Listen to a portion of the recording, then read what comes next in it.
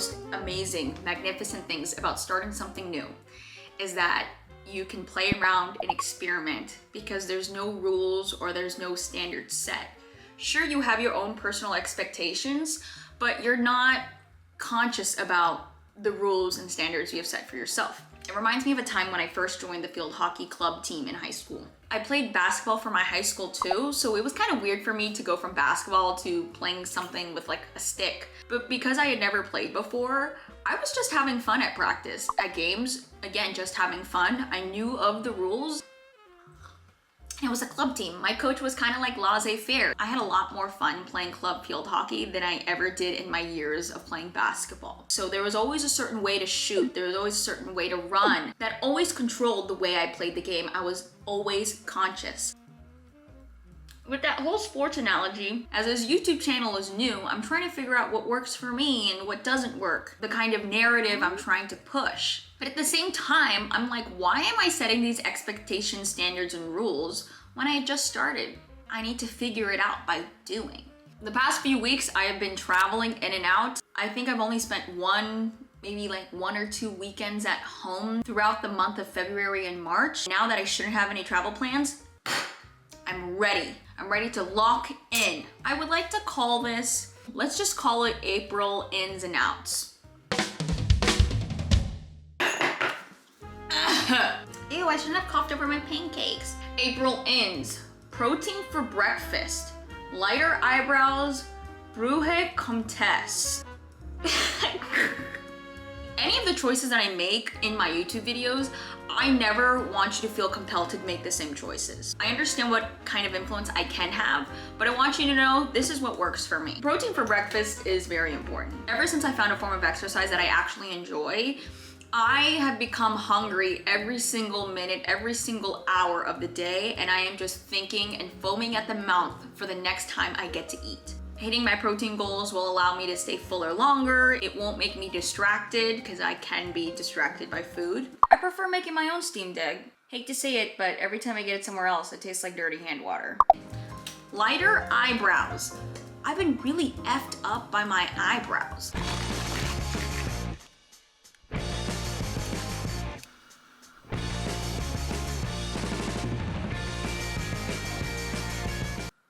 I hope my eyebrows don't burn off. I think one of the most wonderful things about how the world has evolutionized is the way that you get to experiment with your look.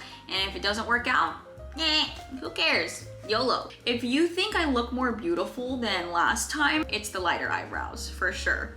There are some trends that you may participate in and you might be feeling guilty to yourself, being like, I'm just like everybody else. Screw that. If you try a trend and it works for you, that's why it's a trend, because it works. The next thing I wrote was, what are my priorities this month? And one of them was being work over perfection. And I wanted to put progress, but it's been really hard for me to calculate progress lately. My priority is to actually just start. Doesn't matter if I made progress or not, starting, actually working, that's better than perfection.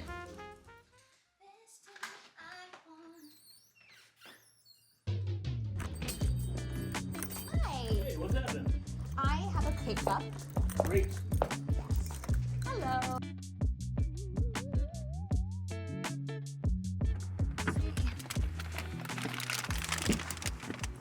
Bonk. One of the biggest things that has helped me with that is actually getting back to crafts. And I'm talking about crafts that have delayed gratification, where you have to work, but then you also have to choose when to stop, when it's good enough, when it's lacking nothing. Because it's okay to strive for perfection, right? But there are times where you would keep pushing for this kind of perfection, where it's like, it could be better, it could be bigger, it could be more this. When instead, think about, it has everything it needs. The idiom, it's lacking nothing.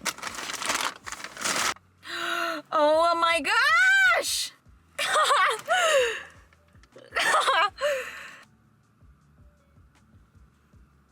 This is a little teabag rest that I made with my little sister. There was so much more that I could add to this. I could even like get a bigger plate so I could add more. Like the back is completely empty, but I was like, no, it's perfect the way it is. I gotta send a picture to my little sister though.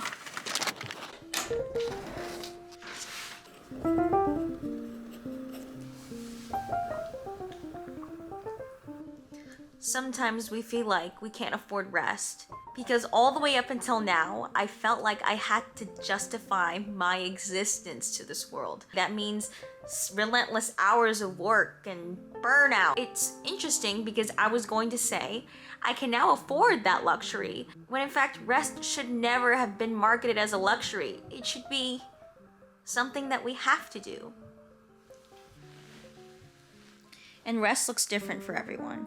It may be closing your eyes just for a little bit or playing Animal Crossing. However, one of my largest opinions about rest is that scrolling on your phone is not rest. When I have the opportunity to rest, I feel like I get to know myself more because I can just simply be. I don't have any expectations or standards to meet. This one right here is excellent at resting.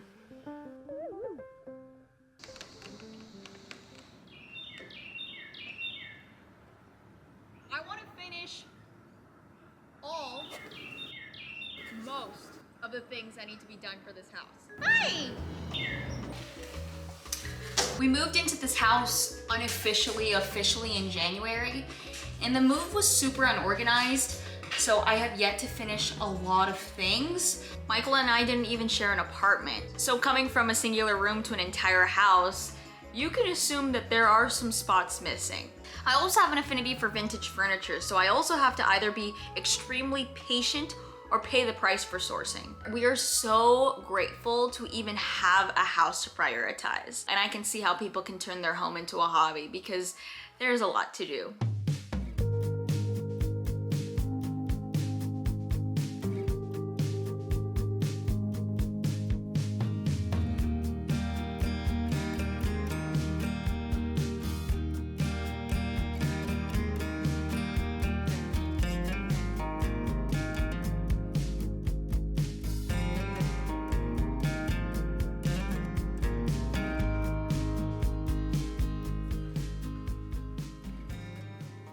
This was my bedroom before I moved out of my parents' house. It was my bedroom when I was in high school, and it's the same bedroom I stayed in while I was in college. It is now my little sister's bedroom, and it's so healing to be in here because it feels like I'm in my 14-year-old self's bedroom. I know this was supposed to be an April goals manifestations type video, but making this video has made me realize so much about the past 6 months. And that's crazy. And I think that's the power of being able to document your life, is that it forces you to reflect. One of the last prompts is actually, how do I want to feel this month? And I wrote friction. I was kind of meh about writing that because I know a lot of people would normally avoid friction, including myself.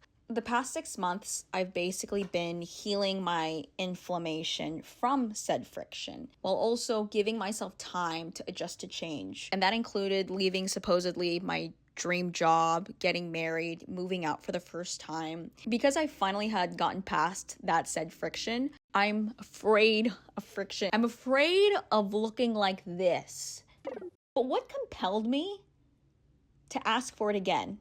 Right when I had just gotten out of it. And then I thought, what if I feel so much better now because of that friction that I went through? Friction can look different. I'm turning 24 in a few weeks. I want to increase my lore. I want my lore to be complex. And that doesn't mean I have to hop to a different country every week or have something exciting happen every single weekend. But it also means getting to know myself so much more, even in the monotony. How lucky am I to have consistency that is predictable, which gives me room to even think about myself? Life goes beyond social media or my OOTD videos I post on TikTok. Because with friction, it forces one not to curate their life in pretty pictures or pretty moments. Life needs to be experienced without a mood board. The past 6 months, I've basically been protecting myself from friction or some kind of change and shift, but I'm ready for my identity to be smashed, shattered, warped into something more.